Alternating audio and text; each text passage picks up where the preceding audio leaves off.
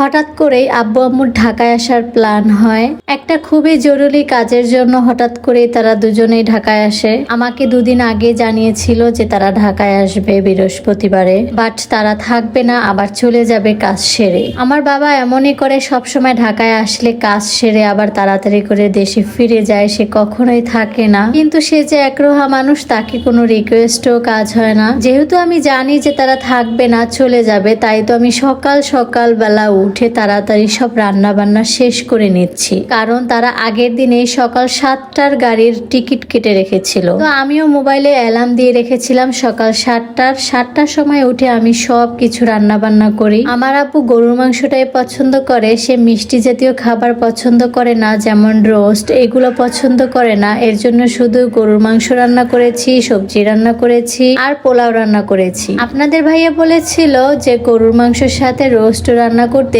কিন্তু বাবা তো একদমই রোস্ট খায় না। আর আমার হাতের ডালটা আব্বু একটু বরাবর বেশি পছন্দ করে, তাই তো আমি ডালও রান্না করেছি। আর এইদিকে ময়লা আলার লোক আজকে 2 দিন বাদে ময়লা নিতে আসছে। 2 দিন যদি ঢাকার মতো একটা আটকা বাসার মধ্যে ময়লা জমাই রাখে, তাহলে কি অবস্থা হয় বাসার মধ্যে বলেন তো। কিন্তু টাকা নেওয়ার সময় তারা টাকা বেশি নেয়, বলে তারা নাকি প্রতিদিন আসে। আমার রান্না বান্না শেষ করতে করতে আমার আব্বু আম্মু চলে আসলো। আমি তো খুবই খুশি আব্বু আম্মুকে পেয়ে।